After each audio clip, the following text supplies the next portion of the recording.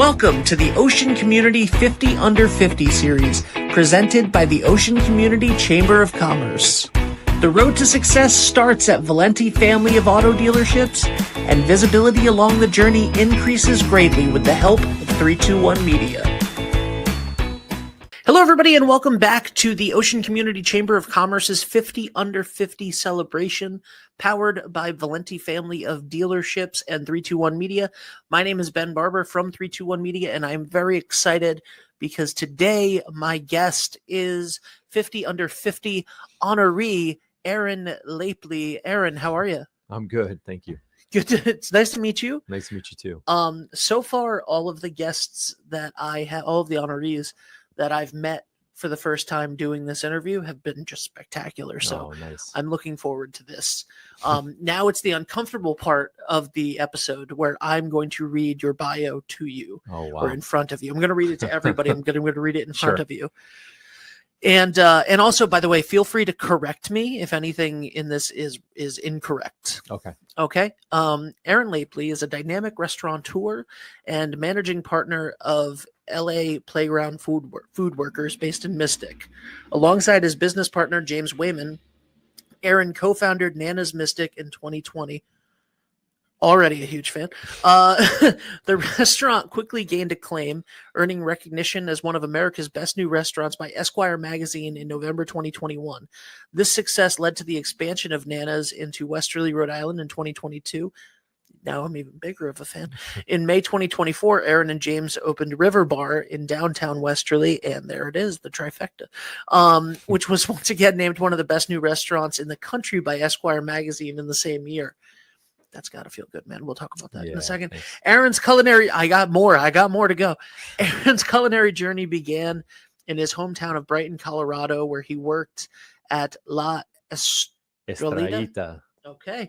A family-owned Mexican restaurant. His passion for hospitality flourished there, especially with his love for green chili. Aaron's career took him to the University of Hawaii in Manoa. Did I say that correct? Okay. Manoa. Where he studied photography before transitioning back into the restaurant industry in New York City. He worked his way up from managing cafes and restaurants to overseeing Hero Ballroom as general manager. Correct. In 2012, Aaron moved to New England and became part of the Engine Room. Of course you did. A bourbon bar and restaurant before opening Grass and Bone in 2017. Dude, I love you. Known for its whole animal butcher shop and restaurant, Grass and Bone earned recognition from Bloomberg News as one of the country's best butcher shops. When not at work, Aaron enjoys spending quality time with his family, continually balancing his entrepreneurial endeavors with his personal life. Aaron! Yes, sir. I didn't know. I didn't know you from Adam before you walked in. Sure. But man, do I know everything you've done. Oh, thank you. Okay. First of all, massive fan of all of those restaurants. Yeah. You are quite accomplished. Didn't do it alone. So. I know. And humbleness aside, sure. Congratulations on all of that success. Appreciate it.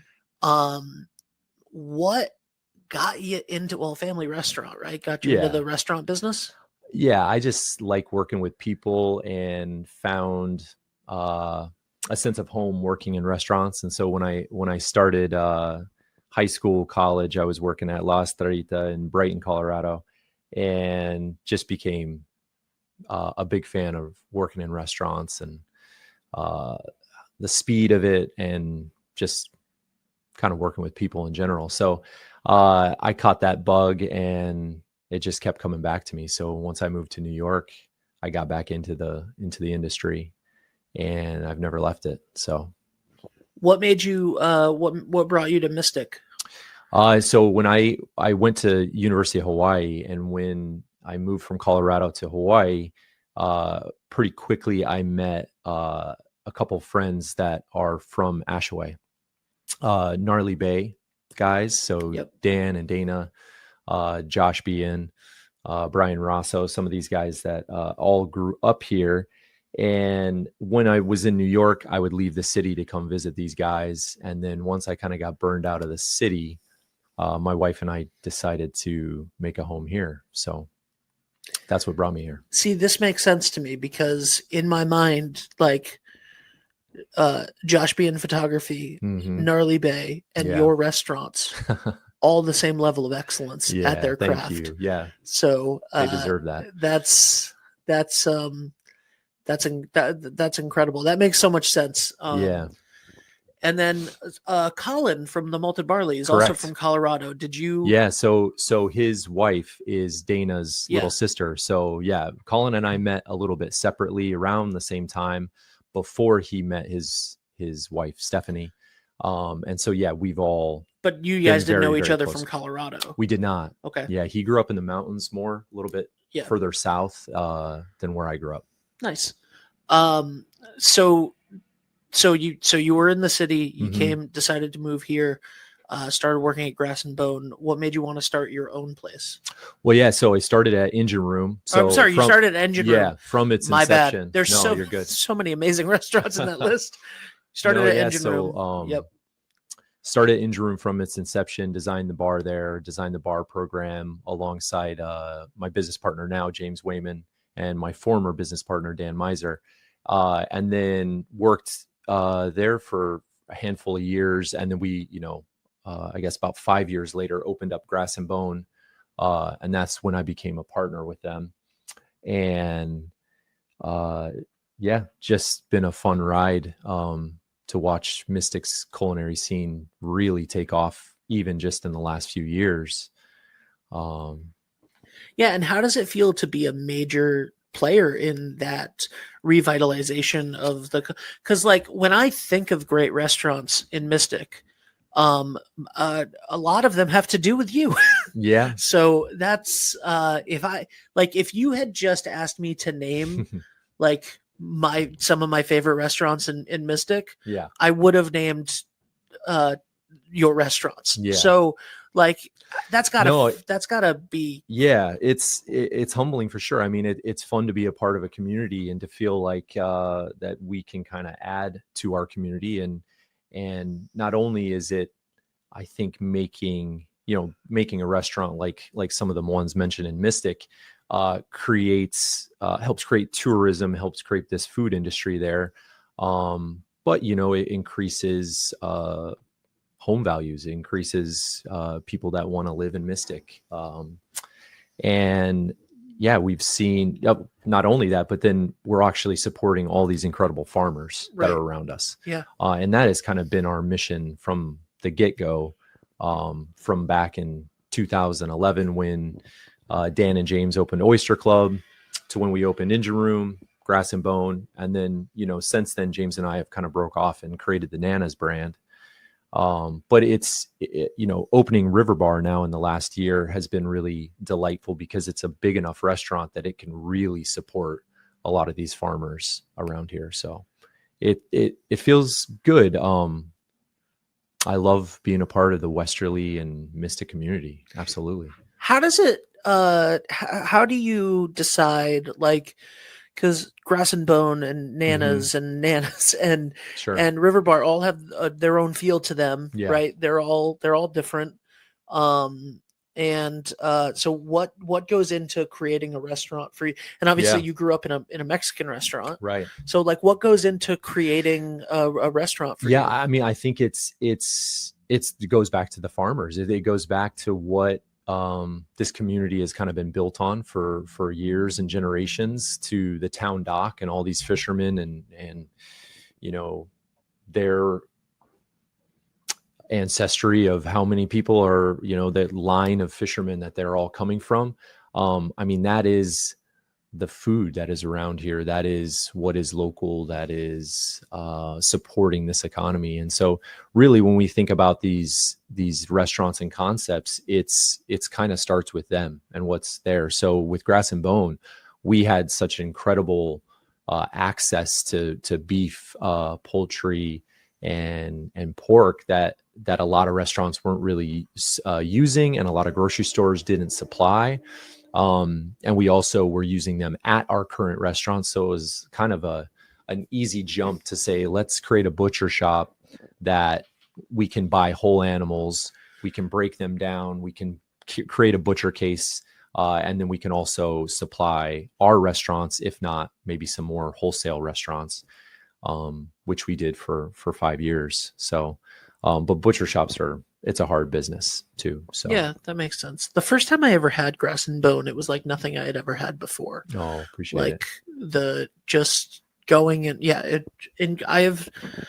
I could just fawn over your restaurants all day while we're here. But what did it mean to you, like founding these restaurants and then immediately getting listed recognition as one of America's best new restaurants by Esquire?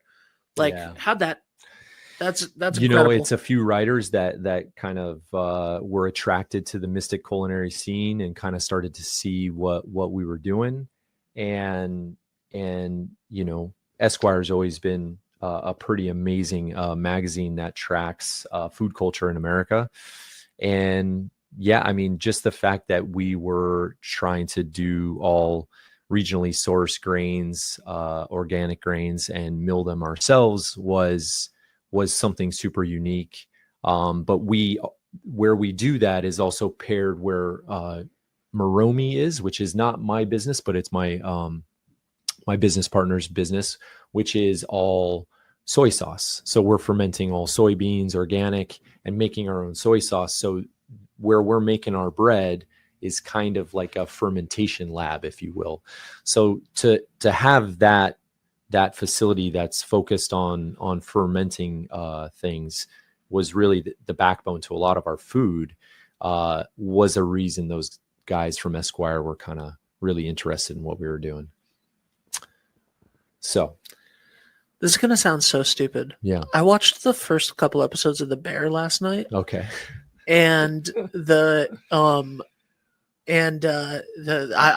I didn't know that this was the interview I was doing today, but there's this. Have you seen it? Yeah, I've seen bits and parts. It's kind of hard for me to watch. Yeah, that makes sense. That makes sense. It's such real anxiety throughout the whole show. That's my problem with it. But what I was just thinking was there was a like in one of the first episodes, the chef is doing all of this in like intense stuff, right? For a sandwich place, right? And his cousin's giving him all sorts of crap about like, why are you changing the system? Why are you doing all this stuff? And there's just like a quick moment in it where the cousin goes back and eats and like takes a bite of one of the sandwiches, and he like has to go like, oh, yeah, it's better. It's so good. And I feel like that's what I think about when I had never seen it because I specifically have stayed away from it because it is anxiety inducing. Yeah, right. But like that's when you talk about locally sourced grains, when you talk about milling them on, when you talk about having a fermentation process, like when you talk about all of that stuff, part of me goes like, man, do you really need to do all of that stuff? Right. Do you really need to do all of that stuff? But go back to what I said a minute ago, right? The first time I ever had grass and bone, I was like, this is different. Right. This is better. Right. This is better than everything else that I've like. Yeah. I it's a long tangent for that. I'm sorry, sure. But it's, well, like our food is, we like to toy around with global comfort food. And yet, we have all these incredible farms that, it starts with what they produce. And some of these things, you don't really need to do a whole lot to it. So I would say a lot of our recipes, we're not trying to recreate anything or create something that's never been done before. We're really trying to do pretty simple sandwiches, simple dishes, but just with really good sourced ingredients. And then, we might put koji in our tomato sauce for our pizza. But to me, that's like a little bit of a cheat code. It's like a natural MSG that's going to just boost that flavor, like a natural salt that, that other people separates it. That, to me, that's what kind of separates us a little bit. But again, we're not trying to, we don't have tweezers in our kitchen, we're not doing anything like that. So. That's growing up in what are your first memories of the restaurant business? I mean, growing up, I had a Korean aunt that totally like blew my mind away with like some of the things that she would feed us, to the point where on my birthday, bulgogi was like my favorite thing to for her to prepare. Kimchi in my house whenever she was around. So that kind of really, growing up in Brighton, Colorado, kind of blew my mind with just what's out there. Because Mexican food was just how we grew up. I mean, we had really good Colorado style Mexican restaurants that I grew up with. Not really understanding the difference between those until I left the state a little bit more. But yeah, coming back and working for La Estrellita, it was really just a love for Colorado Mexican cuisine, which is a lot of like smothered green chili dishes, sopapillas, red sauce enchiladas, things like that. Very different from New Mexico, Arizona, California. But it just, I love food, but really the hospitality side of things is really what kept me coming back, and is my passion for what we do now. So it mentioned that you have a love of green chili. Yeah, for sure. What makes it so chili. What makes it so special? It's just, so growing up in Colorado, a lot of the green chilies actually come from New Mexico, but it's a huge staple in Colorado cuisine. Specifically like Denver Federal Avenue. That's in the fall, about August, September. You're going to see people all on the side of the roads, roasting green chilies, like with their big fire turning chili roasters right on the side of the road. And you just go buy them by the pound. And that's just a typical thing that Colorado people do all over the whole state. And you buy them and you freeze it. Well, you'll peel the skins and then you freeze it. So it's just ready to pull out frozen green chilies to make green chili stew all winter long. But I love the heat. I love the spice. And I just love the flavor of roasted green chilies. It's just incredible. What was the inspiration for Nana's? We started making, we always kind of used a sourdough bread in our restaurants, back to Inja Room and Oyster Club. And at one point we had a chef who's now our main baker, Dave Vaca, who decided that he kind of wanted to get out of the kitchen more and get into baking a little bit more. So as his passion grew for sourdough, and he really kind of is a savant with sourdough, like he immediately started making incredibly delicious bread. We just knew we kind of had something. And then we had a private event, one party, I can't remember who it was for, that we decided to try to do donuts for it. And so we made sourdough donuts that we fried to order. And that along with what Dave was doing with his like big bowls, like sourdough nice bowls, we decided we should kind of create a business around this. And also pizza is just, such an easy food to try to jump into. And this is like around COVID too. So we unfortunately weren't able to really open at the beginning of COVID. It was not until October of 2020 that we opened. But as everything shut down, we were like, man, this would be nice if we had our pizza operation already going. But yeah, it was just really inspiration from our people and things that we had tested out. And then what made you want to come into Westerly? Nana's Mystic was so successful. We loved Westerly. We always thought there was such an opportunity here to grow the food scene here. And we've always been pretty close with Dan King and Chuck Royce from the Royce Foundation. And so, they had the space, the United Theater, that they were still finishing. And Dan King actually approached us and said, what do you guys think about putting a Nana's at the back of our theater? I think it would be great for the town of Westerly to offer your bread.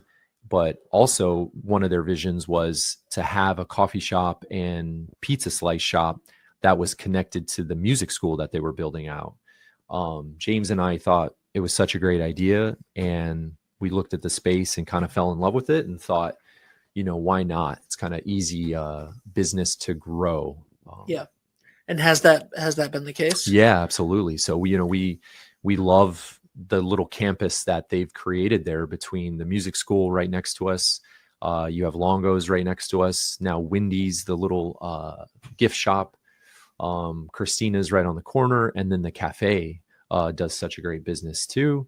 And then obviously the theater, which is just an incredible landmark for this town. So it really is fantastic.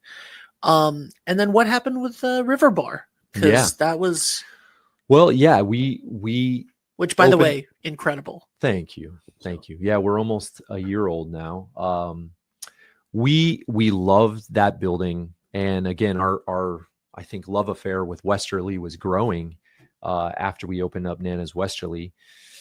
That we just thought it would be such an amazing opportunity if we could open up a bigger restaurant that again could kind of focus a little bit more on seafood in this local economy here, and use farmers, some of our farmers. The amount of produce and things that we can buy with a restaurant of that size, it can greatly positively impact them. So how do you find farmers?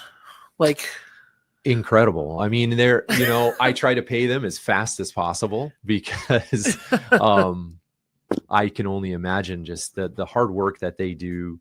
They're hand delivering a lot of our product. And this is where I would love to see Westerly go in the next few years here is for some of these newer businesses or businesses that are not even open yet to really rely on some of these local farms that are growing incredible produce. And some of these, oyster farms that are doing incredible things too. It's hard for a mom and pop shop when you don't have a big infrastructure, when you're a pretty small restaurant, to call multiple vendors, multiple farmers, and line up food that has a quick shelf life. I understand that. But, as we see our economy getting a little upside down, and tariffs kind of being, joked about or thrown around town here, I think this is the time when people should really look to local farmers and try to make that jump and use them more. But again, I do understand how hard it is to run a business. So yeah, but when you have the opportunity to, and with other things happening in the world, then the price differential becomes. Did you always have the passion for locally grown food? How did that come about? No, not really until I met my business partner James Wayman, and that was really his passion, and something that he had already been doing for the past 10 years. Once I met him, almost 15 years ago, and so it was really just kind of following his lead, and he introduced me to a lot of these farms. He had already created pretty incredible relationships with these guys, and that's really his passion. Although he loves cooking, and that's where he cut his teeth. He loves to go to farms. He loves to go see what farmers are up to and growing, and see if he can collaborate with them, that they can create more product that we can buy from them. So, what do you like to do when you're not working? You kind of mentioned at the very beginning, I have a wife and a 7.5-year-old. And I like to be with them. I like to spend as much time with him as I can, because, now having 3 restaurants and our production space that does the baking, my time does get chewed up a lot by that. How many restaurants again? So the 3 restaurants: River Bar, Nana's Westerly, Nana's Mystic. But then we also have our production facility, which is doing the soy sauce and making all the bread and pastries. So it's kind of 4 properties. We have about 100 employees now once we open River Bar. So it's a lot to oversee. But my son is in coach pitch baseball now, and I'm his coach. So that's there you go. That's one thing I'm doing outside of work. I love that. Did you play baseball growing up? I did. What position? Outfield when growing up.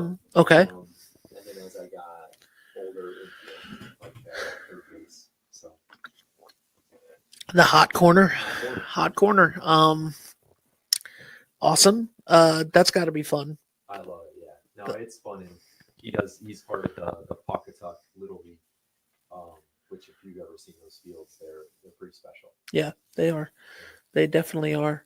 What did it mean to you to be listed as one of the 50 under 50? Oh, humbling. I love what the Ocean Community Chamber of Commerce does. I think they do such a great job of trying to help small businesses and grow this community. So I think I'm just a name and a face for our businesses, but highlighting things like this, having you tell the story, will hopefully bring business to my small businesses, and having 49 other people chosen will do the same for them. And so I do think it is a clever way of kind of boosting the economy right now for Westerly and the greater area. Yeah, for sure. I think that makes a ton of sense. I love this so much. I didn't know much about you personally, but man, did I know your work. And I just think it's fantastic, and what you've done, what you've done with all of these is so great. What's next? Probably catering, getting into some maybe offsite venue work, and then maybe growing the Nana's brand a little bit further too. But I'd like River Bar to get maybe another year under its belt before we make any other splashes. Yeah, for sure. I feel like something might have just. Can you swing that microphone that's next to you around? This one? Yeah. Oh, okay. Whatever. No, your normal mic is back now. I don't know what just happened for a second. That's No worries. strange. That's literally never happened before. Sorry. I'll say that again. What's next? Yeah, I think we'll get into maybe some offsite catering, as now we have 100 employees that can help us kind of grow that side of a business. And I think potentially we just look to expand our Nana's brand and our wholesale accounts with bread. But as I said, I would like maybe another year for River Bar to get under its belt before you do anything else. Any big splashes. Yeah. Well, River Bar has been so fun to watch grow and to go to. Nana's incredible. I need to go do a breakfast sandwich review at Nana's because they're amazing, and I haven't done it on camera yet. I stopped doing the breakfast sandwich reviews that we did that a lot at the beginning of 3-2-1. Yeah, and then I'm lactose intolerant, and eggs don't agree with me. Okay, and I'm a little bit gluten intolerant, so I was like, let's eat as many egg and cheese sandwiches as possible. That seems like a great idea. But man, every time we put out a post like, what's your favorite restaurant in the area? Where's the best breakfast sandwich in the area? There's always many, many, many comments for Nana's. And since River Bar opened, favorite restaurant, River Bar. Obviously, every time we ask about the Mystic area, your restaurants come up, restaurants that you've been associated with, restaurants that you opened. Yeah, sure. Like everything, you have the Midas touch, man. When it comes to this, and I know that that it's you and James, and there's a whole team and all of that stuff, and but there's a lot of work that you do that and absolutely let's spread the love to everybody. But for today, for right now, this is your time to shine as this 50 under 50 honoree, and it's so well deserved, and it's been wonderful to get to know you. And like I said at the beginning of this episode, I said the ones that I don't know the person, before they walk in my door are usually my favorite, because I love hearing people's stories and I love getting to know people. And it's great when someone comes in that I do know and getting to know them more, but you have a fascinating story. You have created such success all around you, but for other people as well, for the farmers, for your employees, for everybody. Three restaurants now, 100 employees, like such a cool thing that you're doing, and for the farmers and the local community and all of that stuff. So thank you. And I hope that you do take that and go, yes, I have done a lot of hard work here. Yeah. As you're saying all that, it's just making me think of all my staff, honestly. Getting choked up, because that's what I love about what I do. And to watch some of these guys that have been with me along this ride for 10 plus years is special. So thanks. Thank you. Anything you want to say, promote, do before we say goodbye? River Bar patio is going to open up in about a month, and we'll have kind of new revamped bar out there, and hope to have lots of people enjoy the outdoor weather with us this summer. So awesome. Yeah. Thank you so much, man. Yeah, I appreciate it. Thank you for being here. All right, everybody. Aaron Laipply, Nana's River Bar, everything. If you've been to a good restaurant, it was probably him. In another 10 years, I'm sure that'll be the case at the rate that he's going. So thank you guys so much for watching. Thank you to Valenti for sponsoring this, and we'll be back next time for more of the 50 Under 50 with the Ocean Community Chamber of Commerce.